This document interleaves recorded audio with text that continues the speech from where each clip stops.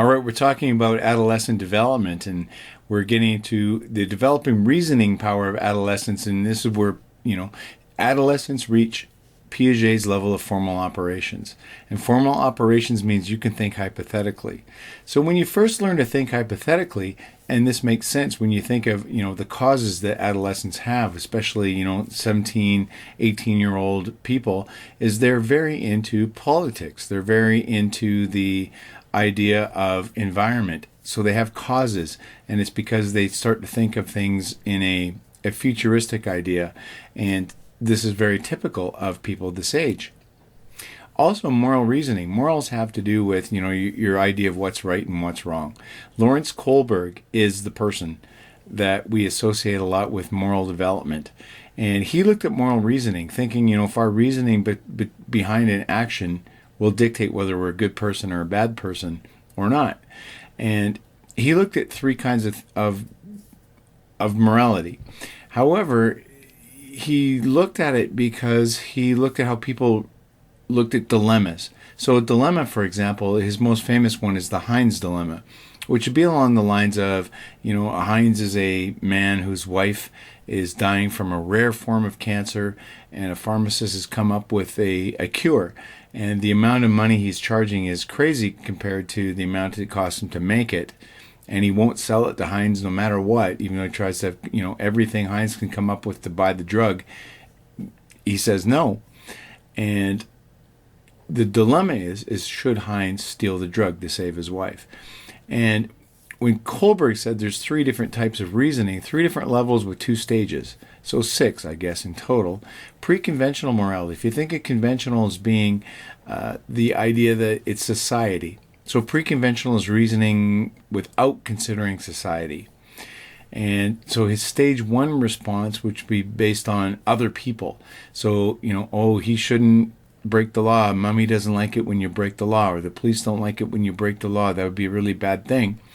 As opposed to stage two, pre-conventional, which is based on, what's good for me or what's bad for me. He shouldn't steal the drug because he'll go to jail, and he wouldn't like jail. Or he should steal the drug because otherwise his wife will die, and how would he feel if he doesn't have anybody to look after him? So these are based on pre-conventional ideas on their own, and he looks at Piaget's stages.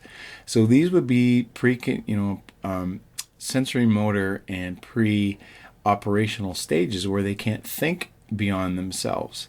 And Kohlberg was a student of Piaget, and so there's a lot of this is based on Piaget ideas. Now, once you get to a certain age where you can start to do concrete operations and so on, you get to conventional morality where you base morality on society. So an answer to the Heinz dilemma might be stage three is good girl, good boy, or good girl, bad boy, and vice versa. It would be, well, Heinz should steal the drug because if he doesn't and his wife dies, what would people think of him? Or the other side of it would be Heinz should not steal the drug because if he does, he'd be a criminal and everybody would think he was no good. He would never get a job. It would be a horrible person. So it's based on how you look in your immediate set of friends. Stage four is based on obedience and duty and obligation and law. So they might say, well, he should not steal the drug because if he steals the drug, then he will create chaos. Laws are made to protect everybody, and we can't just go around breaking laws when it seems to fit us because it avoids chaos in our society. Or he should steal it because he swore an oath to his wife that he would protect her at all costs when he married her. So it's duty and obligation. Post-conventional is beyond society. So stage five is based on like a principle that you have, life over everything else. So, Heinz should steal the drug because life takes precedence over man-made laws. Man-made laws are great as long as they serve everyone, but in this case it doesn't. Or a stage six answer, which Heinz even says could be hypothetical. He's never tested anybody in that stage. So, people like maybe Mahatma Gandhi or Mother Teresa may test at this level. But this would be like living your life on a universal principle. So, people that do everything in their power and everything they do to live up to this principle, like Gandhi and Mother Teresa kind of did. But even, again, Kohlberg says it could be a hypothetical situation.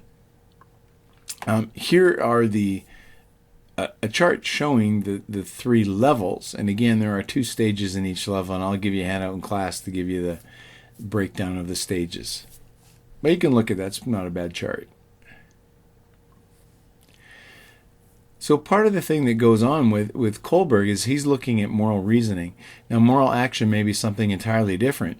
We find when we give people a dilemma where they are going to save 5 lives by sacrificing 1, the further they are removed from that person dying, the more likely they are to make that decision, even though the decision is the same thing.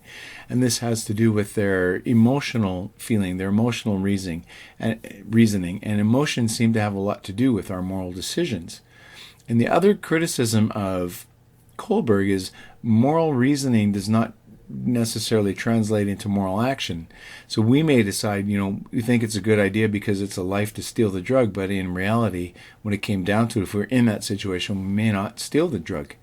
So what's the difference between moral action and moral reasoning, and is it a big deal? We look at the reasoning behind people in 2001 that flew the planes into the World Trade Center and killed all those people. In their reasoning, that was probably a very moral action. However, to us in the Western Hemisphere and everything else, that was incredibly immoral. So, what is the difference between the moral action and the moral reasoning? Carol Gilligan said along the way that, and this was because that females were less likely to test in stage 5 post-conventional than males. And she said, like the idea of people getting along together and looking after one another was a female attribute that was taught all their lives, as opposed to men, which was more individualistic. So it makes sense that more men were, tested at stage 5, because everything that women thought would be taught would be more moralistic would be a stage 4 kind of thing based on society. So there are criticisms of Kohlberg, but he is a guy. His theories were reliable throughout time, and people don't skip stages. So what about adolescence and social development? So when we look at the infancy, we talked about this before, it's trust versus mistrust. So Kohlberg says beyond that, in toddlerhood, it's autonomy versus shame and doubt. And so this is, toddlers need to be able to do things on their own. If you've ever been around a 2-year-old, they want to tie their own shoes, they want to choose their own clothes. And if they don't get to, he says it leads to shame and doubt. Preschool is initiative versus guilt. We want to learn to initiate our own tasks and plans. And if we don't get that chance, we start to feel guilty. Elementary school is competency versus inferiority. This would be an age where we start to compare ourselves to other children. Otherwise, we feel inferior if we don't measure up. Adolescents, often on the AP exam, they talk about the adolescent stage of Kohlberg's theory, and it's identity versus role confusion. And this probably makes a lot of sense to you because you guys are all thinking right now, who am I?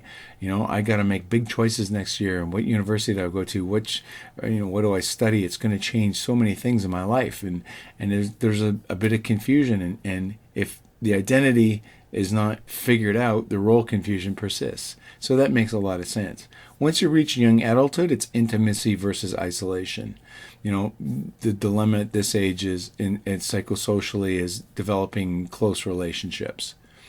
And middle adulthood, 40s to 60s, is generativity versus stagnation. Am I passing on my information to future generations so I feel generative, or do I just live in stagnation? And late adulthood is integrity versus despair. Can I look back at my life with integrity, or the mistakes and things that I should have done differently? So those are Erikson stages of psychosocial development. A neo-Freudian, Freud's information is, psychosexual, and Erikson's is psychosocial. Erikson's makes a lot more sense than a lot of Freud's psychosexual stuff, which we'll get more of in a future unit. So adolescents, they need to form an identity versus role confusion. Identity is, who am I? their social identity is very important. They start to formulate themselves based on, how do I fit societally? And they will hang around with different groups of people, and they'll take on the values of that group, and they'll be tested out in situations. So a student or a young person at this age, may hang around with a crowd that's very studious and wants to do well in school, and that's their big value, and they will portray that value. And the next week they may hang out with a group that is totally anti-establishment and wants to be rebels and everything else, and they'll act like that. So they change the way they behave. And it's almost like they're like a young scientist trying on different hats.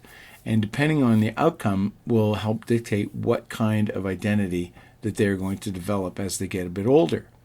And intimacy, of course, is the idea, and it's the same thing with Erikson's thing. Intimacy is not necessarily sexual relations, which that's what the word means now. It means, in a relationship where you share details about yourself you wouldn't share to other people and they share it with you. Intimacy is an important part of forming identity at this age. The parents and peers make a big difference. We already looked at, peers influence certain things, and adults, your parents influence certain things as well. But the relationship that you have with your parents, we find as you get into that age where you're starting to develop independence, your parents are protecting you from things, and it causes, you butt heads. And it seems to be a dynamic that is more pronounced in a mother, where you butt heads with one another because you're trying to gain independence and she's trying to protect you from the dangers of independence. And it's a healthy kind of relationship. And we find that most adolescents, when we survey them, about 85% still like their parents, even though they don't act like they like their parents. And once this is resolved later on, when you go into your life, you'll find that you'll have close relationships. And we find a lot of kids actually end up having closer relationships with their mothers than they did their fathers, even though they felt closer to their fathers at this stage in their life. Okay, so the parent and peer relationships are a big deal growing up. And, we're going to leave it right there because it's taking a little bit of time, and we'll get you one more time. There's going to be 6 videos in this series. And because, development is such a huge part of humans, and so we'll see you next time in the next video. Bye for now.